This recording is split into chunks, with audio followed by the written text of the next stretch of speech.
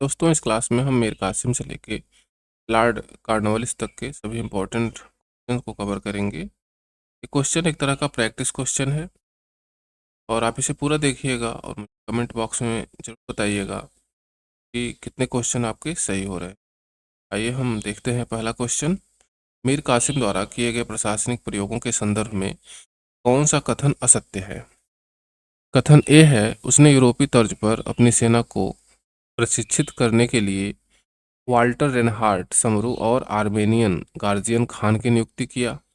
कथन बी है, उसने आंतरिक व्यापार पर से सभी सीमा शुल्क हटा दिए ताकि भारतीय व्यापारी अंग्रेजों के दस्तक के एकाधिकार का मुकाबला कर सके।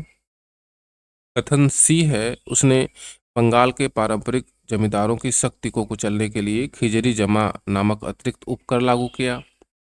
कथन डी है, उसने राजधानी को मुर्शिदाबाद से मुंगेर इसलिए स्थानांतरित किया क्योंकि वह नवाब मीर जाफर के वफादारों के प्रभाव से दूर रहना चाहता था।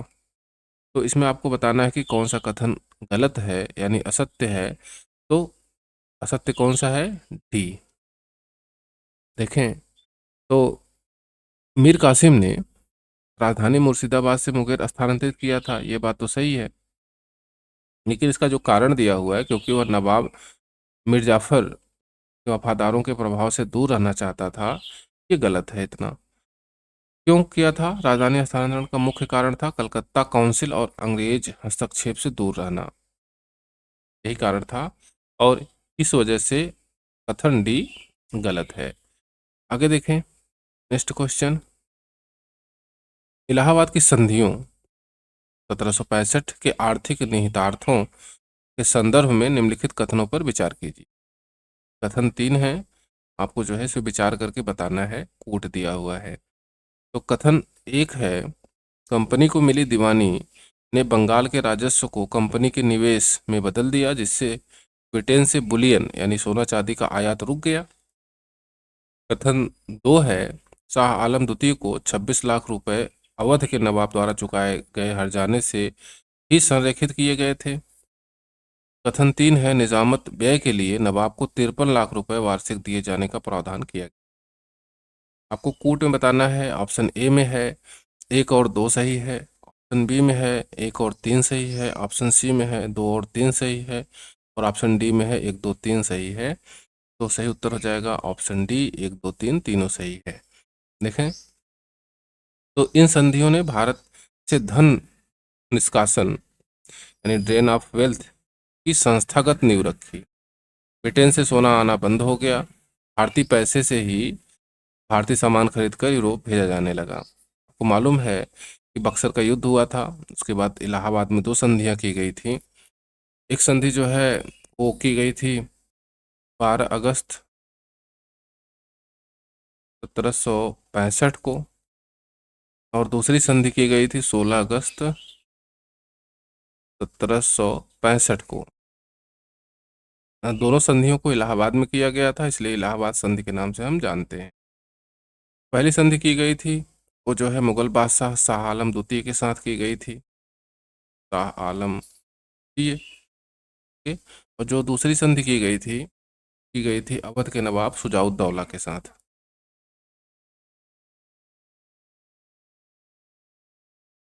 अब इन दोनों संधियों से हुआ क्या? इन दोनों संधियों से जो है यही बातें हुई ऊपर जो लिखी गई हैं और बंगाल पर जो है अंग्रेजों का पूरी तरह अधिकार हो गया। तो बंगाल के राजस्व से ही अंग्रेज अपना व्यापार करने लगे, जिससे सोना चांदी जो ब्रिटेन से आता था उसका आयात रुक गया। देखते हैं नेक्स्ट क्वेश्चन। रॉबर्ट क्लाइव द्वारा स्थापित द्वैध शासन 1765 से 1772 ईस्वी में जो द्वैध शासन लगा था की प्रकृति के बारे में किसने कहा था कि यह एक ऐसा राज्य क्रांति थी जिसने सरकार के नाम और छाया को तो बनाए रखा, लेकिन उसकी सभी शक्तियों को पूरी तरह से नष्ट कर दिया। इस इतिहासकार ने यह बात कही है। ऑप्शन ए है लॉर्ड मैकाले, ऑप्शन बी है विलियम बोल्ट्स, ऑप्शन सी है sir Pringle Kennedy, option D है सर जॉन सोर। सही उत्तर हो जाएगा इसमें option C, sir Pringle Kennedy. देखते हैं थोड़ा सा। पिंगल कैनेडी का कथन है, वैध शासन की छद्म प्रकृति को दर्शाता है, जहां अधिकार कंपनी के पास थे और उत्तरदायित्व नवाब के पास। वैध शासन में यही था कि सारा अधिकार जो है कंपनी के हाथ में आ गया और उत्तरदायित्व नवाब के हाथ में था। नेक्स्ट क्वेश्चन, निम्नलिखित युग्मों पर विचार कीजिए। द्वैध शासन के दौरान उप दीवान, इसमें पूछा गया है कि द्वैध शासन जब लगा हुआ था उस समय उप दीवान कौन थे, और युग्म दिया हुआ है कौन कहाँ का दीवान था और आपको कूट बताना है। तो मोहम्मद रजा खां ये बंगाल के उप दीवान थे। किताब राय ये जो है बिहार के, राय दुर्लभ ये है उड़ीसा के थे। अब उपयुक्त में से कौन सा सही है आपको बताना है। ऑप्शन ए में केवल एक सही है, ऑप्शन में एक दो सही है, ऑप्शन सी में दो तीन सही है और ऑप्शन डी में एक दो सभी सही है। सही उत्तर क्या होगा? ऑप्शन डी, दो तीन सभी सही है। देखिए उत्तर डी है, कंपनी ने सीधे राजस्व नहीं वसूला बल्कि इन तीन भारतीय उप दीवानों के माध्यम से क्रूरतापूर्वक कर वसूलवाया। तो आपको मालूम है कि बक्सर का युद्ध जब हुआ था उसके बाद जो है कंपनी ने संधियां की, इलाहाबाद की संधियां। उसके बाद जो है कंपनी ने सीधे बंगाल, बिहार, उड़ीसा का राजस्व वसूलना स्टार्ट किया था और उसके लिए जो है कंपनी ने उप दीवान नियुक्त किए थे। आगे देखें नेक्स्ट क्वेश्चन, कथन और कारण है इसमें। 1765 के बंगाल के वस्त्र उद्योग में भारी गिरावट आई, ये कथन है। कारण क्या है? कंपनी ने स्थानीय बुनकरों को अपनी इच्छा के अनुसार बेहद कम कीमतों और अग्रिम धन ददनी प्रथा के तहत काम करने के लिए मजबूर किया। तो आपको बताना है कि कथन और कारण दोनों सही है या नहीं सही है। कूट दिया हुआ है, कूट ए में है, ए और आर दोनों सही है, आर ए की सही व्याख्या है। ऑप्शन बी में है, ए और आर दोनों सही है, आर ए की व्याख्या नहीं है। ऑप्शन सी है, ए सही है लेकिन आर गलत है, और ऑप्शन डी है, ए गलत है लेकिन आर सही है। सही उत्तर हो जाएगा ए आर दोनों सही है और आर ए की सही व्याख्या कर रहा है। देखिए कंपनी के राजनीतिक नियंत्रण ने आर्थिक शोषण को वैधानिक बना दिया। देखिए जो है वैध नहीं था लेकिन आर्थिक शोषण करना ये स्टार्ट किया कंपनी ने, और जिससे जो है बुनकर पूरी तरह बर्बाद हो गए। ददनी प्रथा लागू की, किसी की स्थिति एकदम खराब हो गई। नेक्स्ट क्वेश्चन देखते हैं, सोसाइटी फॉर ट्रेड की स्थापना 1765 में रॉबर्ट क्लाइव द्वारा किस उद्देश्य से की गई थी? ऑप्शन ए है भारत के विदेशी व्यापार को बढ़ावा देने के लिए। ऑप्शन बी है कंपनी के कर्मचारियों के निजी व्यापार को विनियमित करने और उन्हें नमक, सुपारी, तंबाकू के व्यापार का एकाधिकार देकर क्षतिपूर्ति करने के लिए। ऑप्शन सी है ब्रिटेन के निजी व्यापारियों को बंगाल में निवेश की अनुमति देने के लिए। ऑप्शन डी है अकाल पीड़ितों के लिए अनाज का भंडारण करने। आपको सही उत्तर बताना है। सोसाइटी फॉर ट्रेड की स्थापना का उद्देश्य क्या था क्लाइव का? तो उद्देश्य ये था, ऑप्शन बी, कर्मचारियों के निजी व्यापार को विनियमित करने के लिए और उन्हें नमक, सुपारी, तंबाकू का एकाधिकार देकर क्षतिपूर्ति करने के लिए, ये जो है इसका मूल उद्देश्य था। हालांकि 1768 तक ये जो है सोसाइटी फॉर ट्रेड ये बंद हो गया, ज़्यादा चल नहीं पाया। व्याख्या में देख लेते हैं, क्लाइव ने भ्रष्टाचार को रोकने के लिए आंतरिक व्यापार पर प्रतिबंध लगाया, लेकिन अंग्रेज अधिकारियों की संतुष्टि के लिए इस सोसाइटी को नमक आदि के व्यापार का एकाधिकार दे दिया, यानी नमक, सुपारी, तंबाकू का एकाधिकार। नेक्स्ट क्वेश्चन देखते हैं, 1770 के बंगाल के कुख्यात अकाल के समय बंगाल का कार्यवाहक गवर्नर कौन था? आपको बताना है। ऑप्शन ए है जॉन कर्टियर, ऑप्शन बी है हैरी बेरलेस्ट, ऑप्शन सी है वारेन हेस्टिंग्स, ऑप्शन डी है रॉबर्ट क्लाइव। सही उत्तर इसमें क्या होगा? सही उत्तर होगा ए, यानी जॉन कर्टियर। देखिए ये जो है गवर्नर था 1769 से 1772 ईस्वी तक। इसी के समय बंगाल का अकाल पड़ा और बंगाल में लगभग 1 करोड़ लोगों की मृत्यु हो गई। बहुत बड़ा जो है अकाल था ये, बंगाल के लगभग 1/3 जनता समाप्त हो गई। देखिए आगे, अवध को एक बफर स्टेट के रूप में विकसित करने की क्लाइव की नीति का मुख्य उद्देश्य क्या था? ऑप्शन ए है फ्रांसीसी आक्रमणों से बंगाल को बचाना। ऑप्शन बी है मराठों और संभावित अब्दाली के आक्रमणों के खिलाफ बंगाल के लिए एक रक्षात्मक दीवार खड़ी करना। ऑप्शन सी है अवध के संसाधनों का सीधा दोहन करना। ऑप्शन डी है मुगल सम्राट को पूरी तरह से अलग थलग करना। इसमें सही उत्तर क्या होगा? सही उत्तर होगा बी। क्लाइव दूरदर्शी था, वह अवध को सीधे साम्राज्य में मिलाकर मराठों से सीधी सीमा नहीं बनाना चाहता। ये मराठे जो है उनका खतरा था बंगाल पर आक्रमण करने का, और क्लाइव ने क्या काम किया कि उसने अवध को पूरी तरह मिलाया नहीं अपने साम्राज्य में, अपने एरिया में। उसने जो है उसको एक बफर स्टेट के रूप में उपयोग किया अवध को, क्लाइव ने। और कारण क्या था? मराठा और अहमद शाह अब्दाली के संभावित खतरे। देखते हैं नेक्स्ट क्वेश्चन। 1765 से 1772 तक कंपनी की सरकार केवल एक अराजक बेशर्म लूट की सरकार थी। यह समीक्षा किस आधुनिक इतिहासकार द्वारा की गई? ऑप्शन ए है परसिवल स्पीयर। ऑप्शन बी है बिपिन चंद्र। ऑप्शन सी है आरसी मजूमदार और ऑप्शन डी है ताराचंद। में जो है सही उत्तर हो जाएगा ऑप्शन ए परसिवल स्पीयर ने अपनी पुस्तक के कालखंड में ब्रिटिश इतिहास का सबसे अंधकारमय और अनैतिक काल माना वैध शासन को, 1765 से लेकर 1772 तक के समय को। एक दो कथन और देख लेते हैं। के एम पडिक्कर, के एम पडिक्कर, इन्होंने कहा है डाकुओं का राज था। क्या कहा है? डाकुओं का राज, जो द्वैत शासन था उस समय पीरियड को। एडमंड बर्क, इनको भी देख लेते हैं। इन्होंने क्या कहा? एडमंड बर्क, इन्होंने कहा मानव इतिहास का सबसे घृणास्पद और भ्रष्टाचार था ये। इतिहास का घृणास्पद और भ्रष्टाचार था। पूरे इतिहास की बात कर रहे हैं ये, पूरे मानव इतिहास की बात, समझ रहे हैं?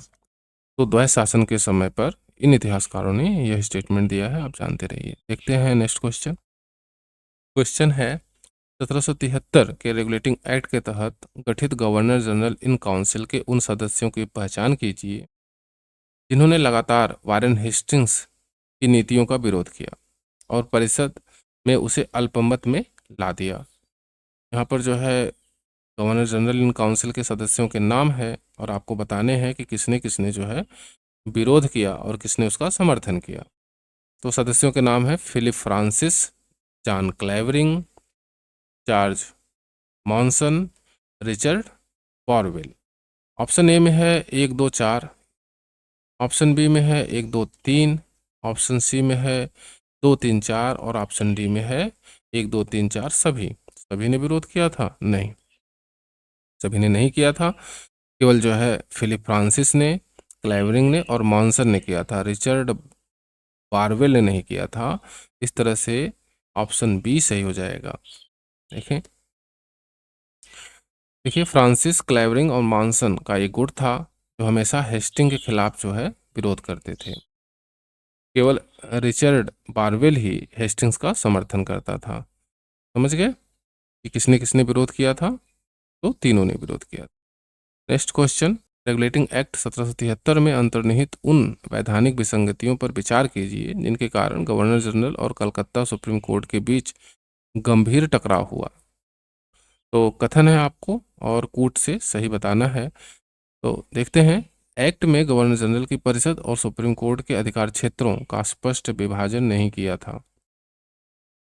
पहला जो है कथन है, यह स्पष्ट नहीं था कि सुप्रीम कोर्ट किस कानून, यानी अंग्रेजी कानून या भारतीय परंपरा के तहत न्याय करेगी।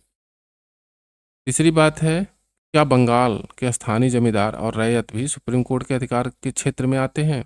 इस पर कानून मौन था। तो आपको बताना है कि कौन से कथन इसमें सही है।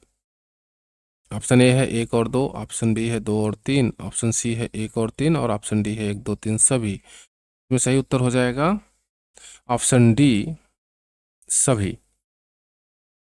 जो है तीनों बातें वो गवर्नर जनरल और सुप्रीम कोर्ट के बीच टकराव का कारण थी। देखते हैं नेक्स्ट क्वेश्चन।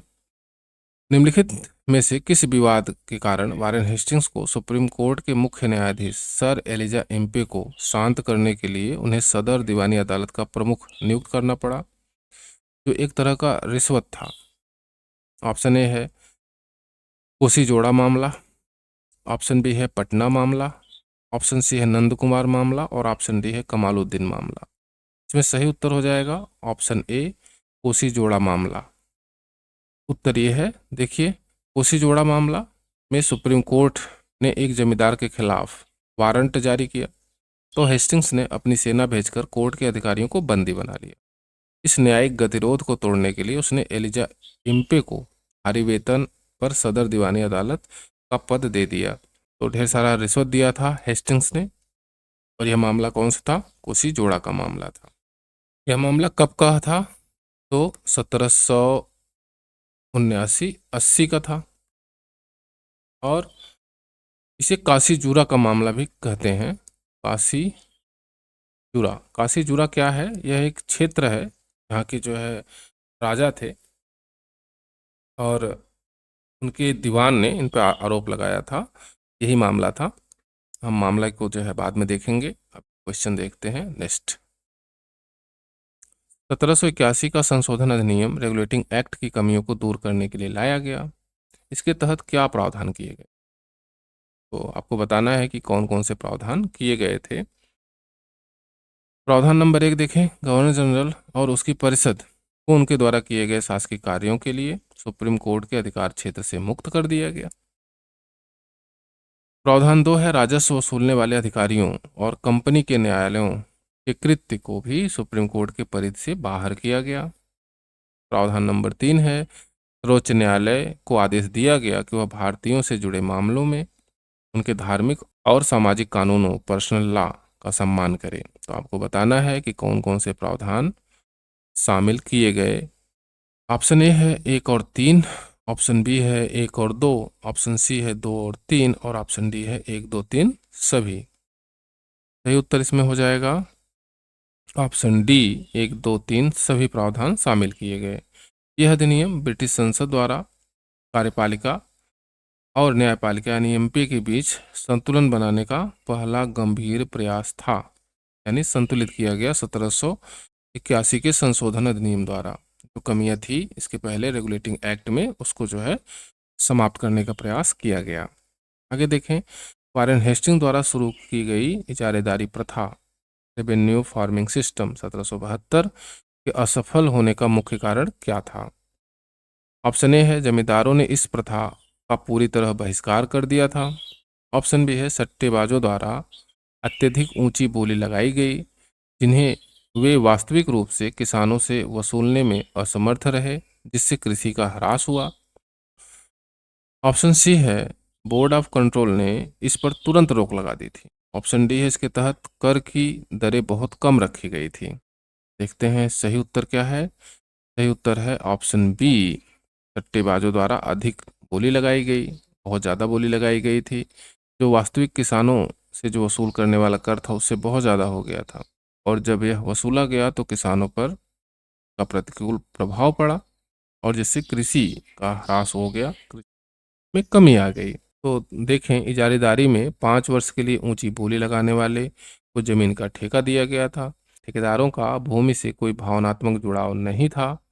उन्होंने किसानों का निर्मम शोषण किया, जिससे राजस्व चूक गया, यानी राजस्व नहीं वसूल पाए। आगे देखें next question. Pitt's India act 1784 के संदर्भ में निम्नलिखित कथनों में से कौन सा गहन विश्लेषण सही है? ऑप्शन ए है, इसने भारत में कंपनी के व्यापारिक एकाधिकार को पूरी तरह समाप्त कर दिया। ऑप्शन बी है, इसने चांसलर ऑफ एक्सचेकर और राज्य सचिव सहित 6 कमिश्नरों के बोर्ड ऑफ कंट्रोल की स्थापना की, जिससे भारत सरकार को सीधे ब्रिटेन क्राउन के प्रति जवाबदेह बनाना शुरू किया। ऑप्शन सी है, इसने प्रांतीय गवर्नरों की परिषदों को पूरी तरह समाप्त कर दिया। ऑप्शन डी है, इसके विरोध में वारेन हेस्टिंग्स ने तुरंत इस्तीफा दे दिया, क्योंकि उसे भारत का सम्राट घोषित नहीं किया गया था। आपको बताना है सही उत्तर कौन सा है। सही उत्तर है बी, में जो है चांसलर ऑफ एक्सचेकर और राज्य सचिव सहित 6 कमिश्नर कि बोर्ड ऑफ कंट्रोल की स्थापना की गई।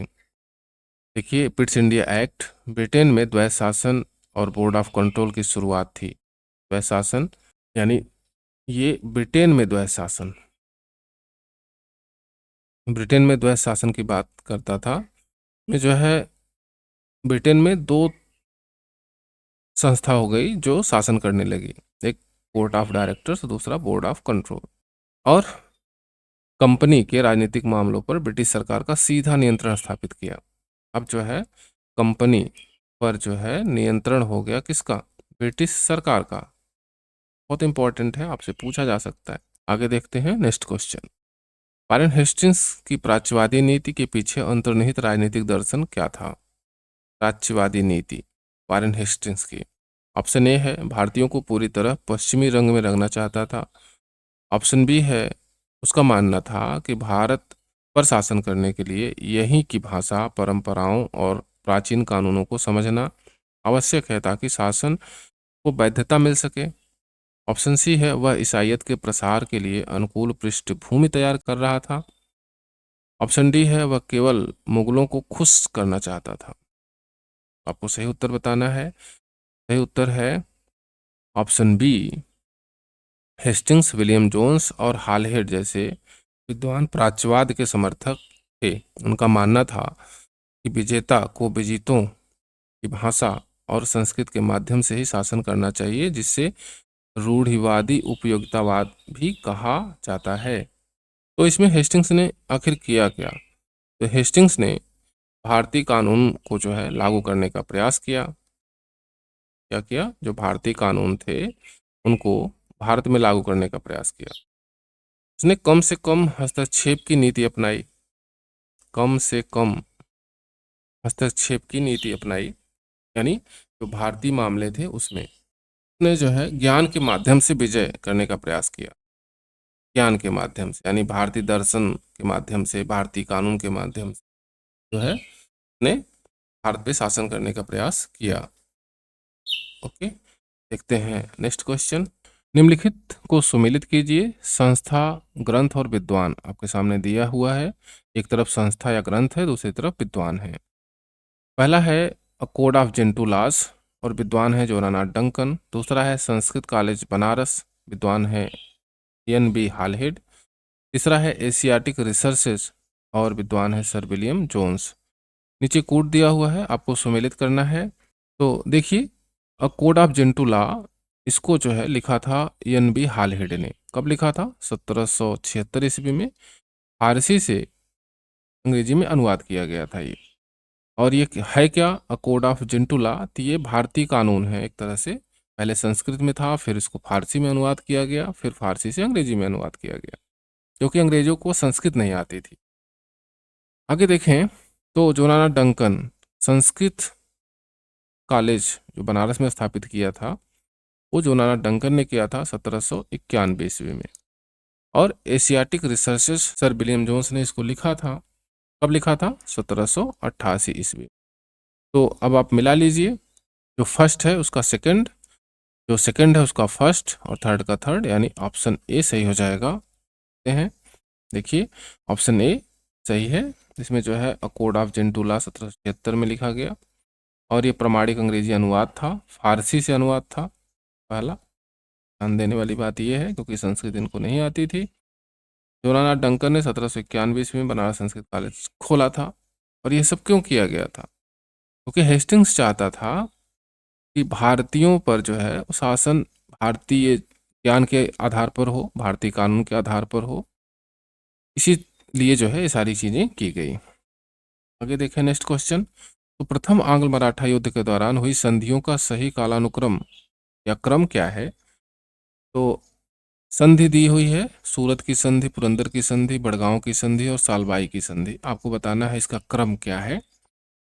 देखिए, सूरत की संधि 1775 ईस्वी में की गई, पुरंदर की संधि 1776 में, जिसे कलकत्ता काउंसिल ने लागू करना चाहा था।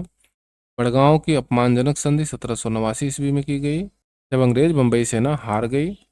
और अंततः सालबाई की संधि 1782 ईस्वी में की गई थी। यानी जो क्रम है वो 1 2 3 4 है, ऑप्शन ए सही है। नेक्स्ट क्वेश्चन देखते हैं। यह संधि इतिहास में अंग्रेजों की कूटनीतिक जीत की पराकाष्ठा थी, क्योंकि इसने एक उभरते हुए ब्रिटिश विरोधी महासंघ मराठा निजाम हैदर अली को पूरी तरह से छिन्न भिन्न कर दिया। यह कथन किस संधि के संदर्भ में कहा गया? ऑप्शन ए है मंगलोर की संधि, ऑप्शन बी है मद्रास की संधि, ऑप्शन सी है सालबाई की संधि और ऑप्शन डी है पुरंदर की संधि। तो इसमें जो है सही उत्तर हो जाएगा ऑप्शन सी, सालबाई की संधि, जो 1782 ईस्वी में हुई थी। और यह जो है कूटनीति जीत की पराकाष्ठा थी अंग्रेजों की। आगे देखिए नेक्स्ट क्वेश्चन। द्वितीय आंग्ल मैसूर युद्ध 1780 से 1784 के दौरान घटित घटनाओं पर विचार कीजिए। घटनाएं क्या है? कर्नल बेली की अंग्रेजी सेना को हैदर अली ने पुल्लीलूर के युद्ध 1780 में बुरी तरह परास्त किया था। सर आयर कोट ने पोर्टोनोवा 1781 में हैदर अली को पराजित कर मद्रास को बचाया। युद्ध के बीच में ही 1782 में हैदर अली की मृत्यु कैंसर से हो गई, जिसके बाद टीपू सुल्तान ने कमान संभाली। तो आपको सत्य कथन चुनने हैं। ऑप्शन ए है 1 और 2, ऑप्शन बी है 2 और 3, ऑप्शन सी है 1 और 3 और ऑप्शन डी है 1 2 3 सभी। सही उत्तर क्या होगा? तो सही उत्तर होगा 1 2 3 सभी। ये तीनों घटनाएं इस युद्ध के अत्यधिक कठिन सैन्य इतिहास को दर्शाती है, जिसका अंत अंततः 1784 ईस्वी के मैंगलोर की संधि यानी दोनों पक्षों द्वारा विचित क्षेत्रों को वापसी से हुआ था। आगे देखें नेक्स्ट क्वेश्चन। एडमंड बर्क द्वारा वारेन हेस्टिंग्स पर लगाए गए महाभियोग के मुख्य आधारों में निम्नलिखित में से कौन सा शामिल नहीं था? ऑप्शन ए है रोहिल्ला युद्ध में ब्रिटिश सेना को भाड़े पर देना, ऑप्शन बी है बनारस के राजा चेत सिंह का अत्यधिक उत्पीड़न, ऑप्शन सी है अवध की बेगमों की संपत्ति को जबरन लूटना, ऑप्शन डी है बम्बई प्रेसिडेंसी द्वारा मराठों के आंतरिक मामलों में हस्तक्षेप का समर्थन करना। सही उत्तर होगा ऑप्शन डी, बम्बई प्रेसिडेंसी द्वारा मराठों के आंतरिक मामलों में हस्तक्षेप का समर्थन करना। देखते हैं, बर्क ने हेस्टिंग्स पर मानवीय अधिकारों के हनन और एशियाई निरंकुशता का आरोप लगाया था, जिसमें रोहिल्ला चेत सिंह अवध की बेगमों के मामले मुख्य थे। मराठा युद्ध नीति, जिसमें सीधे तौर पर महाभियोग का कारण नहीं था। तो ऑप्शन जो है डी सही हो जाएगा। यह जो है शामिल नहीं था जब महाभियोग लगाया गया था वारेन हेस्टिंग्स पर। कहाँ लगाया था? ब्रिटिश संसद में एडमंड बर्क ने लगाया था, और यह महाभियोग 7 सालों तक चला था। बाद में जो है हेस्टिंग्स को बरी कर दिया गया। इसमें जो है यही नहीं था, यह शामिल नहीं था। देखते हैं नेक्स्ट क्वेश्चन। 1773 के रेगुलेटिंग एक्ट की धारा 7 के तहत बंगाल प्रेसिडेंसी के पहले 4 काउंसिलर्स की नियुक्ति सीधे किसके द्वारा की गई थी?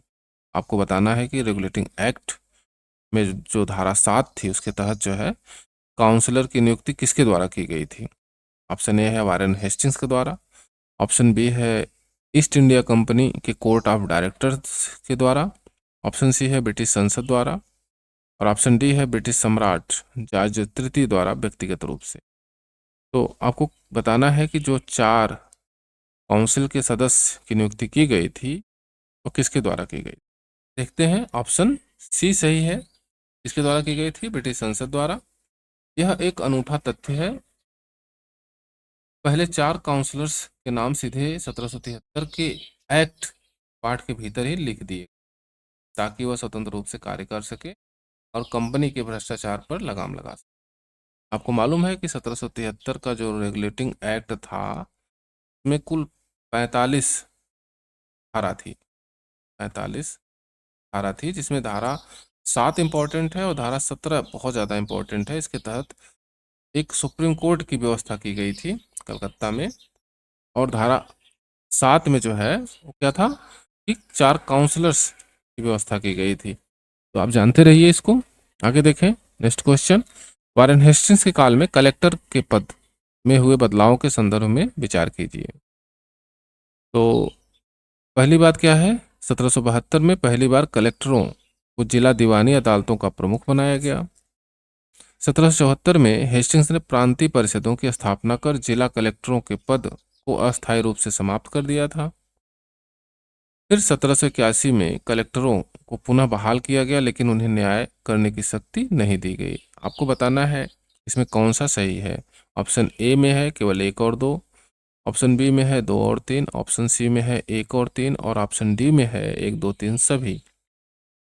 सही उत्तर होगा ऑप्शन ए, केवल 1 और 2। देखिए कथन 3 गलत है।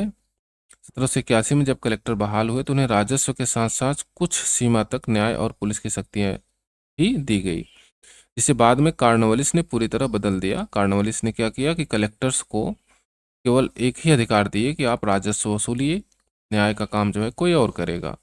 तो कार्नवालिस ने ये काम किया, लेकिन हेस्टिंग्स के समय जो है उन्हें न्याय की शक्ति दी गई थी। बात को जानते रहिए। आगे देखें नेक्स्ट क्वेश्चन।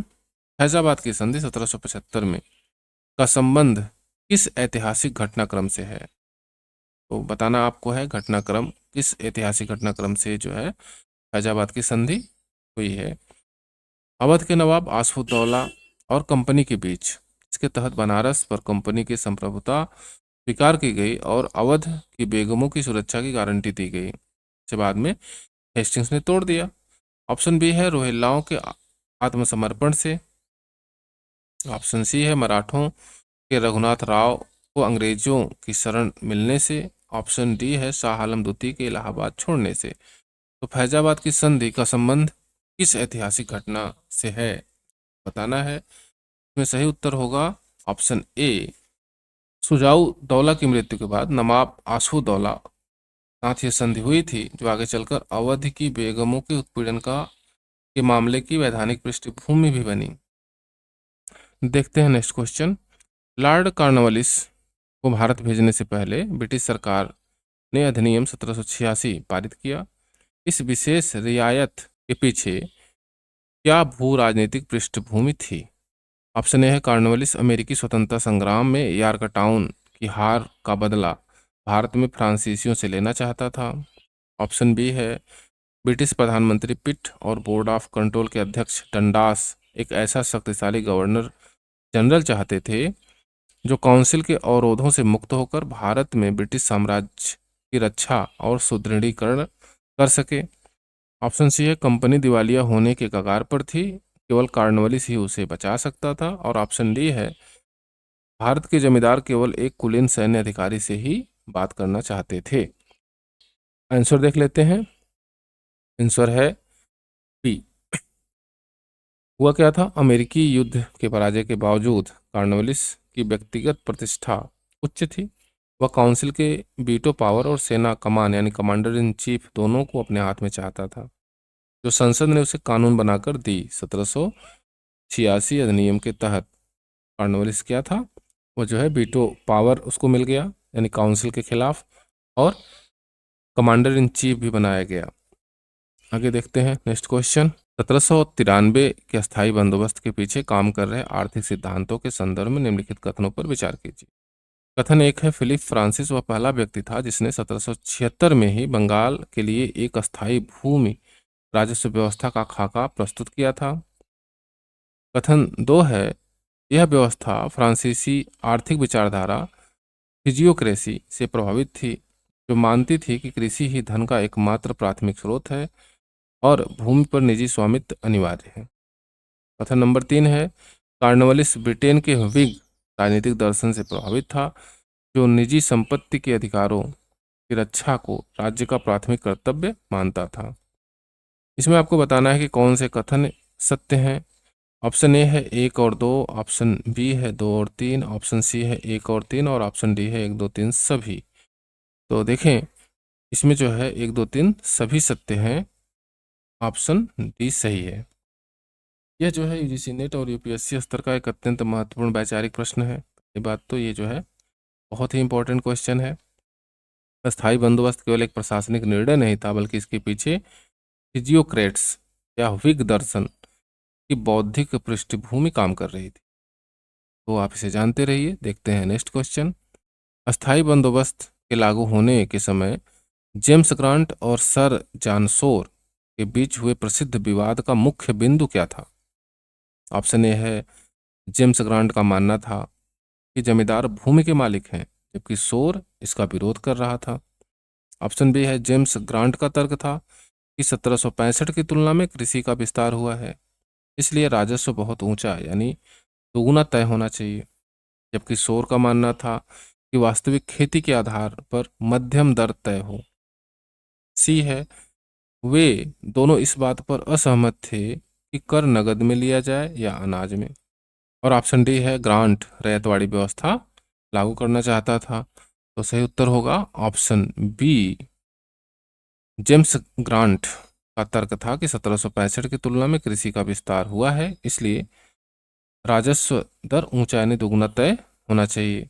जबकि शोर का मानना था कि वास्तविक खेती के आधार पर मध्यम दर पर तय होना चाहिए। तो शोर की बात मानी गई। शोर का विचार था कि उपलब्ध आंकड़ों के आधार पर राजस्व तय हो, जमींदारों को मालिक माना जाए। नहीं, अस्थायी बंदोबस्त में जमींदारों को मालिक मान लिया गया। वहीं ग्रांट का मानना था कि जमींदार केवल कर संग्रह करता है यानी कर संग्राहक हैं, और राज्य को अधिकतम कर वसूल करना चाहिए। तो जो है अंततः शोर की बात मानी गई। कार्नवालिस ने शोर के मॉडल को माना था। आगे देखें नेक्स्ट क्वेश्चन। 1793 के बाद बंगाल के ग्रामीण परिदृश्य पर बंदोबस्त के सामाजिक प्रभावों के बारे में कौन सा कथन सत्य है? तो कथन एक है, इसके कारण पारंपरिक पुराने जमींदार पूरी तरह सुरक्षित रहे, किसानों के संबंध उनसे मधुर हो गए। ऑप्शन बी है, सूर्यास्त कानून के कारण बड़ी संख्या में पारंपरिक जमींदारियां नीलाम हो गई, कलकत्ता के शहरी साहूकारों व्यापारियों ने इन्हें खरीद लिया, जिनका कृषि विकास से कोई सीधा सरोकार नहीं था। ऑप्शन सी है, किसानों को अपनी भूमि पर पट्टा मिलने से वे कानूनी रूप से बहुत सुरक्षित हो गए। ऑप्शन डी है, इसके लागू होते ही बंगाल में भुखमरी और गरीबी पूरी तरह समाप्त हो गई। सही उत्तर है इसमें ऑप्शन बी, सूर्यास्त कानून के कारण बड़ी संख्या में पारंपरिक जमींदारियां नीलाम हो गई। क्योंकि राजस्व इतना ऊंचा था, कई पुराने जमींदार समय पर कर नहीं चुका पाए। नई जमींदार श्रेणियां शहरों में रहती थीं, गांव से उनका कोई वास्ता नहीं था, अपने गुमास्तों कारिंदों के माध्यम से किसानों का निर्मम शोषण करती थी। इसे अनुपस्थित जमींदारी कहा गया। देखते हैं नेक्स्ट क्वेश्चन। कार्नवालिस कोड 1793 के तहत न्यायपालिका को कार्यपालिका से अलग करने के लिए सुधारों के संदर्भ में निम्नलिखित कथनों पर विचार कीजिए। तो कथन दिया हुआ है, कार्नवालिस कोड के सुधारों पर विचार करना है। कथन नंबर 1 है, कलेक्टरों की माल अदालतें समाप्त कर दी गई, राजस्व के मामले को भी नियमित दीवानी अदालतों के अधीन कर दिया गया। कथन नंबर 2 है, पहली बार यूरोपीय ब्रिटिश प्रवृत्तियों अधिकारियों को भी दीवानी अदालतों के प्रति उत्तरदायी बनाया गया, जिससे कानून की संप्रभुता रूल ऑफ लॉ की शुरुआत हुई। कथन नंबर 3 है, अदालती शुल्क को पूरी तरह समाप्त कर दिया गया, जबकि गरीब से गरीब व्यक्ति को भी न्याय पा सके ये व्यवस्था की गई। तो आपको चुनना है कथन कौन सा सही है। ऑप्शन ए में है 1 और 2, ऑप्शन बी में है 2 और 3, ऑप्शन सी में है केवल 1 और 3, और ऑप्शन डी में है 1 2 3 सभी। तो उत्तर देख लेते हैं हम। ऑप्शन ए सही है, केवल 1 और 2। देखते हैं, कथन 3 गलत है, अदालती शुल्क को पूरी तरह समाप्त कर दिया गया। ये तो वैसे भी पॉसिबल नहीं है। कार्नवालिस ने मुकदमों की बाढ़ रोकने के लिए वास्तव में अदालती शुल्क को अनिवार्य और ऊंचा कर दिया, ताकि लोग छोटी मोटी बातों पर अदालत न आए। ऐसा जो है कार्नवालिस ने किया था। देखते हैं नेक्स्ट क्वेश्चन। कार्नवालिस द्वारा स्थापित प्रांतीय अपील न्यायालयों के 4 केंद्र कौन से थे? ऑप्शन ए है, कलकत्ता, ढाका, मुर्शिदाबाद, पटना में थे। ऑप्शन बी है, कलकत्ता, मद्रास, बम्बई और बनारस। ऑप्शन सी है, कलकत्ता, मुंगेर, इलाहाबाद और पटना। ऑप्शन डी है, ढाका, चटगांव, कटक और कोलकाता। सही उत्तर हो जाएगा ऑप्शन ए, कलकत्ता, ढाका, मुर्शिदाबाद और पटना। ने जो है प्रांतीय न्यायालय की स्थापना की थी कार्नवालिस ने, और 4 प्रमुख शहरों में यह स्थापना की थी। उसमें है कलकत्ता, ढाका, मुर्शिदाबाद और पटना। नेक्स्ट क्वेश्चन देखते हैं। लॉर्ड कार्नवालिस द्वारा किए गए प्रशासनिक यूरोपीकरण का मुख्य कारण क्या था? ऑप्शन ए है, वह ब्रिटिश संसद को दिखाना चाहता था कि वह नस्लवादी है। ऑप्शन बी है, उसका दृढ़ विश्वास था कि प्रत्येक भारतीय मूल रूप से भ्रष्ट है और कंपनी की संधियों राजस्व को सुरक्षित रखने के लिए उच्च पदों पर केवल यूरोपीय अधिकारी ही होने चाहिए। ऑप्शन सी है, ब्रिटिश क्राउन ने भारतीयों को नियुक्त करने पर कानूनी प्रतिबंध लगा दिया था। ऑप्शन डी है, भारतीय सिविल सेवा परीक्षा देने लंदन नहीं जाना चाहते थे। तो सही उत्तर हो जाएगा ऑप्शन बी। उसका दृढ़ विश्वास था कि प्रत्येक भारतीय मूल रूप से भ्रष्ट होता है। व्याख्या देख लेते हैं। कॉर्नवालिस ने भारतीयों को सिविल सेवा और न्यायपालिका में उच्च पदों से पूरी तरह बाहर कर दिया। सेना में सूबेदार और नागरिक प्रशासन में मुंसिफ और सदर अमीन से ऊंचा पद भारतीयों को नहीं दिया जाता था कॉर्नवालिस के समय, क्योंकि उसका मानना था भारतीय भ्रष्ट हैं। देखते हैं नेक्स्ट क्वेश्चन। तृतीय आंग्ल मैसूर युद्ध 1790-92 के दौरान कॉर्नवालिस की सैन्य रणनीति के बारे में निम्नलिखित कथनों पर विचार कीजिए। कथन 3 है। पहला कथन देखते हैं। कॉर्नवालिस ने स्वयं सेना की कमान संभाली और बेंगलोर पर कब्जा कर टीपू की राजधानी श्रीरंगपट्टनम को घेर लिया। कथन नंबर 2 है। उसने हैदराबाद के निजाम और मराठों को युद्ध के बाद विजित क्षेत्रों के बराबर बंटवारे का लालच देकर अपने पाले में किया। कथन नंबर 3 है। सैंडहर्ट्स की संधि के द्वारा इस युद्ध का अंत हुआ। ऑप्शन ए में है 1 और 2 सही है, ऑप्शन बी में है 2 और 3 सही है, ऑप्शन सी में है 1 और 3 सही है, और ऑप्शन डी में है 1 2 3 सभी सही है। तो इसमें सही उत्तर क्या होगा? ऑप्शन ए केवल 1 और 2 सही है। जो तीसरी बात है ये गलत है। एंडहर्ट्स की संधि द्वारा युद्ध का अंत नहीं हुआ था। आगे देखें नेक्स्ट क्वेश्चन। श्रीरंगपट्टनम की संधि 1792 के तहत टीपू सुल्तान से छीने गए बारामहल क्षेत्र का ब्रिटिश साम्राज्य के लिए क्या रणनीतिक महत्व था? ऑप्शन ए है यह कपास उत्पादन का सबसे बड़ा केंद्र था। ऑप्शन बी है यह क्षेत्र मैसूर के पठार में प्रवेश करने वाली पहाड़ी दर्रों पर नियंत्रण प्रदान करता था, जिससे भविष्य में मैसूर पर हमला करना आसान हो गया। ऑप्शन सी है यहाँ सोने की खदानें थीं। ऑप्शन डी है यह एक प्रमुख तटीय बंदरगाह था। तो सही उत्तर क्या हो जाएगा? सही उत्तर हो जाएगा ऑप्शन बी। यह क्षेत्र मैसूर के पठार में प्रवेश करने वाली पहाड़ी दर्रों पर नियंत्रण प्रदान करता था। आगे देखें नेक्स्ट क्वेश्चन। कॉर्नवालिस द्वारा पुलिस प्रशासन में किए गए सुधारों के संदर्भ में निम्नलिखित में से कौन सा कथन सही नहीं है? आप क्या बताना है कौन सा कथन सही नहीं है। कथन 1 है उसने जमींदारों के पारंपरिक पुलिस अधिकारों चौकीदारी व्यवस्था पर नियंत्रण को पूरी तरह समाप्त कर दिया। कथन नंबर 2 है प्रत्येक जिले को थानों में विभाजित किया गया। का प्रमुख एक भारतीय दरोगा होता था जो जिला मजिस्ट्रेट कलेक्टर जज के अधीन होता था। कथन नंबर 3 है कि दरोगा की सहायता के लिए गांव में पारंपरिक चौकीदार व्यवस्था को भी पूरी तरह समाप्त कर दिया गया और वहां नियमित सिपाही तैनात किए गए। कथन नंबर 3 है उसने शहरों में सुरक्षा के लिए कोतवाल पद को पुनर्जीवित किया और सुदृढ़ किया। सही उत्तर क्या हो जाएगा? सही उत्तर हो जाएगा ऑप्शन सी। उसने जो है गांव की पारंपरिक चौकीदारी व्यवस्था को समाप्त नहीं किया था। यहाँ पे लिखा हुआ है समाप्त कर दिया था, और आपको क्या बताना था कौन सा सही नहीं है। ओके, बल्कि चौकीदारों को दरोगा के प्रति जवाबदेह बना दिया गया। बल्कि उसने क्या किया? चौकीदारों को दरोगा के प्रति जवाबदेह बना दिया। तो इस तरह से कथन सी असत्य है। आगे देखते हैं नेक्स्ट क्वेश्चन। स्थायी बंदोबस्त के तहत सरकार यानी कंपनी का हिस्सा कुल कृषि उपज का नहीं बल्कि जमींदार द्वारा वसूले जाने वाले लगान का 10/11 भाग तय किया गया था। इस व्यवस्था में रैयत यानी किसान की स्थिति को कानूनी रूप से परिभाषित करने वाला दस्तावेज क्या कहलाता था? ऑप्शन ए है कबूलियत, ऑप्शन बी है पट्टा, ऑप्शन सी है सनद, और ऑप्शन डी है अमलीनामा। सही उत्तर हो जाएगा ऑप्शन बी पट्टा। देखिए जमींदारों को आदेश दिया गया कि वो किसानों को पट्टा जारी करें, इसमें लिखा हो कि उन्हें कितना लगान देना है। हालांकि व्यवहार में जमींदारों ने कभी पट्टा नहीं जारी किया, लेकिन यह पट्टा ही था जो यह उनके कानूनी अधिकार को परिभाषित करता था, रैयतों के कानूनी अधिकार को, और उसके बदले में रैयत उनको कबूलियतनामा देते थे। आगे देखते हैं नेक्स्ट क्वेश्चन। निम्नलिखित में से किस इतिहासकार ने यह प्रतिपादित किया कि अस्थायी बंदोबस्त का उद्देश्य बंगाल में एक वफादार जमींदार वर्ग तैयार करना था जो भविष्य में किसी भी ब्रिटिश विरोधी विद्रोह के खिलाफ कंपनी का राजनीतिक ढाल बन सके?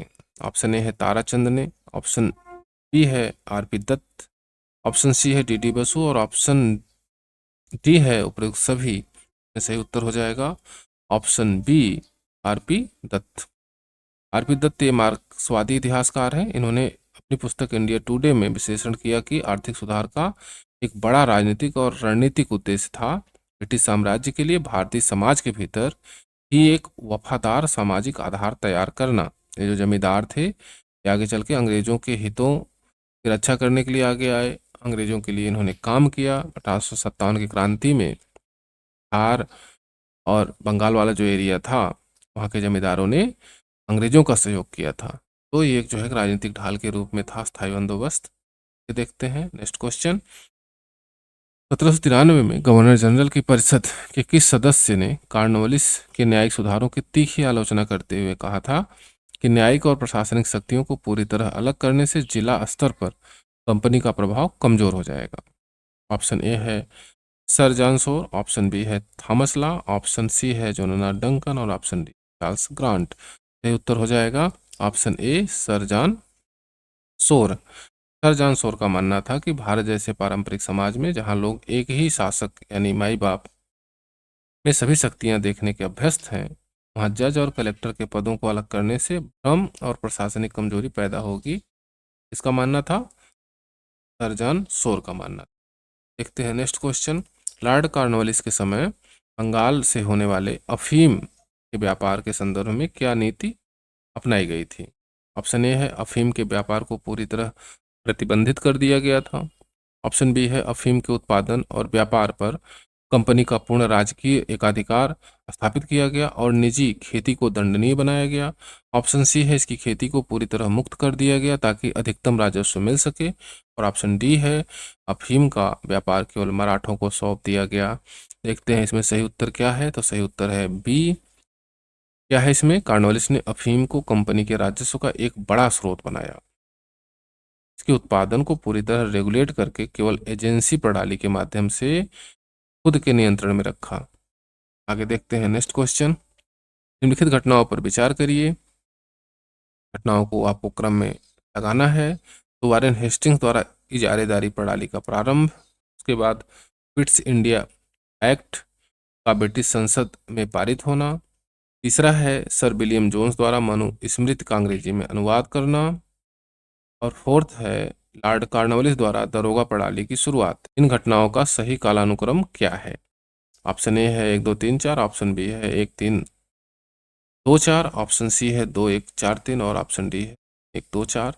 सही उत्तर हो जाएगा इसमें ऑप्शन ए 1 2 3 4। जारीदारी व्यवस्था का प्रारंभ 1772 में किया गया। पिट्स इंडिया एक्ट 1784 में आया। मनुस्मृति का अनुवाद 1780 और 90 में किया गया। कॉर्नवालिस की दरोगा प्रणाली 1793 से 93 में स्टार्ट की। देखते हैं नेक्स्ट क्वेश्चन।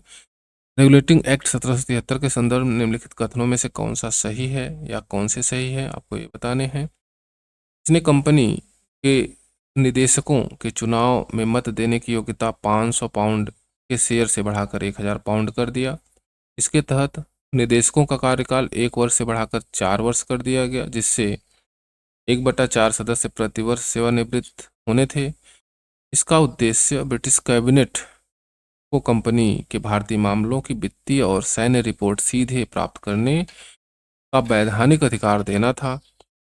तो कूट दिया हुआ है। कूट में ऑप्शन ए है केवल 1 और 2, ऑप्शन बी है 2 और 3, ऑप्शन सी केवल 3 और ऑप्शन डी है 1 और 3 सभी। सही उत्तर देख लेते हैं ऑप्शन डी, ये तीनों सही हैं। यह प्रश्न रेगुलेटिंग एक्ट के उन आंतरिक वित्तीय और कारपोरेट बदलावों को छूता है जो सामान्यतः परीक्षाओं में छोड़ दिए जाते हैं, लेकिन नेट जेआरएफ और यूपीएससी के लिए बहुत ही महत्वपूर्ण है। तीनों कथन ये सत्य हैं, आप इसे जानते रहिए। देखते हैं नेक्स्ट क्वेश्चन। एक कथन और कारण वाला है। इसमें कथन है वारेन हेस्टिंग्स ने मुगल सम्राट शाह आलम द्वितीय को दी जाने वाली 26 लाख रुपए वार्षिक पेंशन बंद कर दी। कारण क्या था इसका।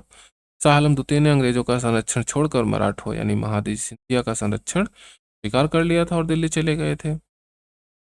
ऊट दिया हुआ है। कथन और कारण दोनों सही है या गलत है आपको बताना है। ऑप्शन ए है ए आर दोनों सही हैं, आर ए की सही व्याख्या कर रहा है। ऑप्शन बी है ए आर दोनों सही है लेकिन आर ए की सही व्याख्या नहीं कर रहा है।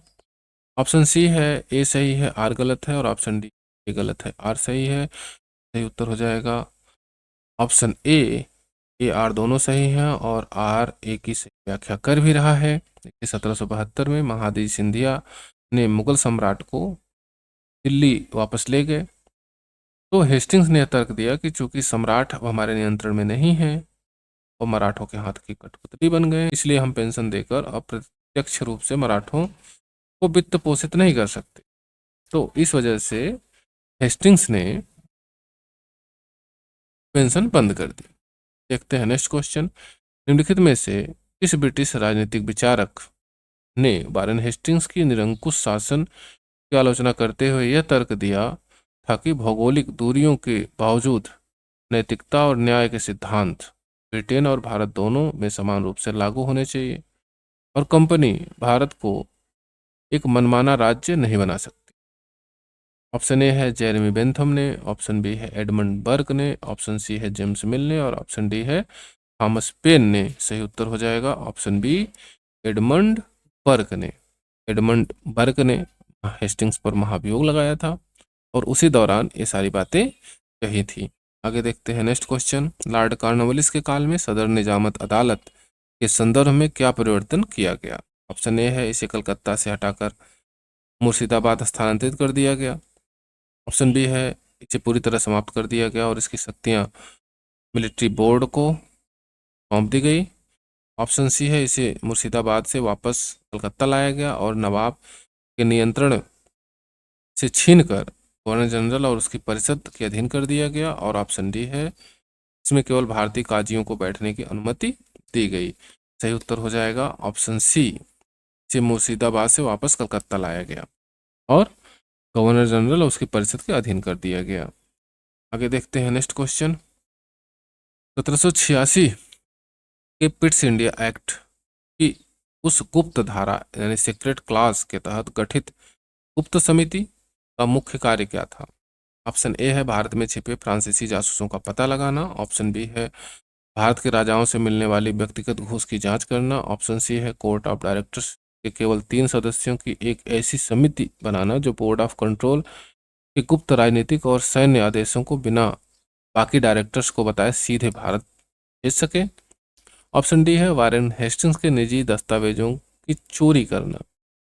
तो इसमें सही उत्तर हो जाएगा ऑप्शन सी, युद्ध और कूटनीति के समय त्वरित निर्णयों के लिए पिट्स इंडिया एक्ट में यह व्यवस्था की गई ताकि संवेदनशील सैन्य आदेश पूरी तरह कंपनी में लीक न हो, यानी जो है सीधे डायरेक्टर्स को भारत भेज सके। आगे देखें नेक्स्ट क्वेश्चन। अस्थायी बंदोबस्त के परिणाम स्वरूप उभरे पत्तनी प्रथा का क्या अर्थ था?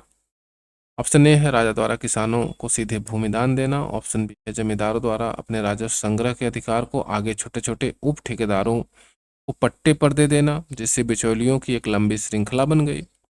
ऑप्शन सी है कृषि कर को पूरी तरह माफ करने की एक प्रणाली थी। ऑप्शन डी है केवल उड़ीसा में लागू एक विशेष कर व्यवस्था थी। तो सही उत्तर क्या हो जाएगा? सही उत्तर हो जाएगा बी, जमींदारों को जो राजस्व संग्रह का अधिकार दिया गया था उसको उन्होंने छोटे छोटे उप ठेकेदारों को पट्टे में दे दिया, पट्टे के रूप में, और वो बिचौलिए के रूप में जो है किसानों और ठेकेदारों के बीच के एक बिचौलिया बन गए, जिससे कि एक लंबी श्रृंखला बन गई। देखते हैं नेक्स्ट क्वेश्चन। वारेन हेस्टिंग्स के प्रशासनिक निर्णयों के संदर्भ में निम्नलिखित कथनों पर विचार कीजिए। उसने आंतरिक व्यापार को सुगम बनाने के लिए जमींदारों की निजी यानी राहदारी को पूरी तरह समाप्त कर दिया। कथन नंबर 2 है उसने कलकत्ता, हुगली, मुर्शिदाबाद, ढाका, पटना में केवल 5 केंद्रीय सीमा शुल्क कार्यालय स्थापित किए।